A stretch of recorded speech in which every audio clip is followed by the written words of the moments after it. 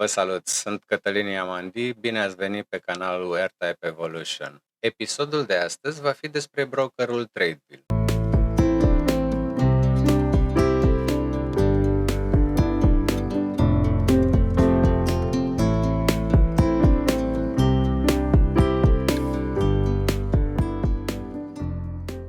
Trăim, începând din 2020, o perioadă plină de frământări, plină de evenimente negative. Criză sanitară, inflație mare datorată injectării de bani în piața de capital, creșteri de dobânzi pe monede și războiul din Ucraina, la 2 pași de noi. Sunt vremuri incerte, fără siguranța zilei de mâine, deși muncim din toate puterile. Fiind primul video pe anul 2023, vă doresc toate cele bune și la mulți ani fericiți.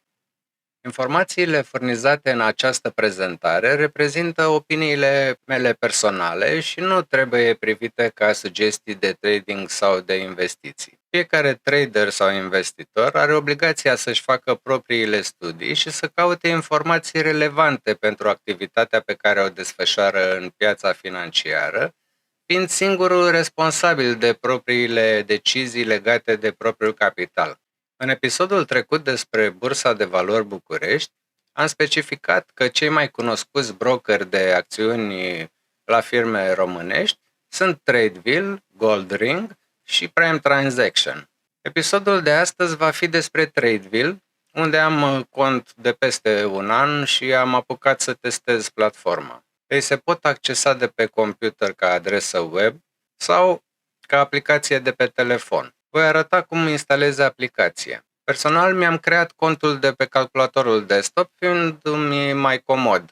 Odată cu schimbarea impozitării în România, 1% pentru dețineri mai lungi de un an și 3% pentru activele tranzacționate într-o perioadă mai scurtă de un an, brokerii acreditați de ASF deja opresc ei direct aceste dări către stat, lucru care ajută în sensul că nu mai trebuie să depunem noi, ca până acum, declarația unică, decât dacă depășim anumite praguri care implică CASS. Calculul, reținerea la sursă și declararea, precum și plata impozitului, sunt în sarcina TradeVill. Astfel, clientul va fi degrevat de aceste etape realizate în mod individual până în anul 2022, inclusiv impozitul va fi reținut la data tranzacției pentru fiecare operațiune realizată în câștig.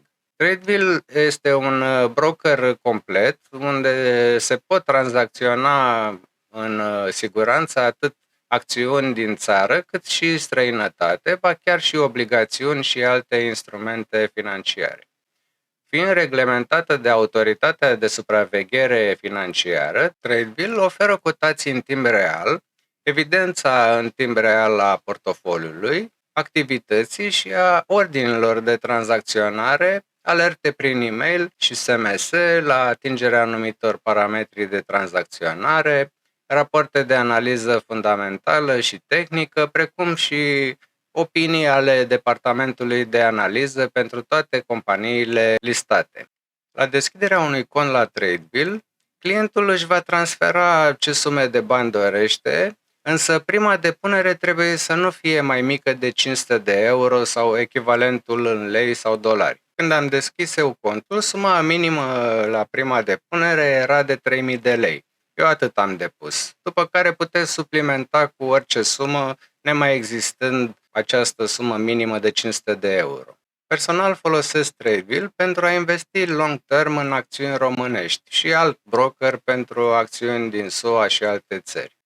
Îmi place TradeVill pentru newsletter-urile bine documentate, gratuite, pe care le trimite periodic pentru a informa clienții despre mișcările diferitelor companii în piață.